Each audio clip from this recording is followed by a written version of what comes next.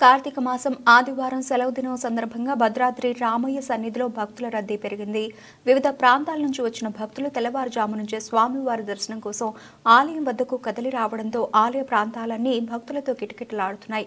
ఆదివారం సందర్భంగా ప్రధాన ఆలయంలోని లక్ష్మణ సమేత సీతారాముల మూలమూర్తులకు ఆలయ అర్చకులు పంచామృతాలతో విశేష అభిషేకం నిర్వహించారు. అనంతరం బంగారు పుష్పాలతో అర్చన చేశారు. మేడా మండపం వద్ద సీతారాములకు జరుగుతున్న నిత్య కళ్యాణ వేడుకలు దంపతులు అధిక సంఖ్యలో పాల్గొన్నారు. ఉచిత దర్శనం క్యూ లైన్ తో పాటు ప్రత్యేక దర్శనం క్యూ లైన్లు కూడా భక్తులతో రద్దీగా మారాయి. వివిధ ప్రాంతాల నుంచి కదిలి వచ్చిన భక్తులతో ఆలయ ప్రాంతాలన్నీ సందడిగా మారాయి.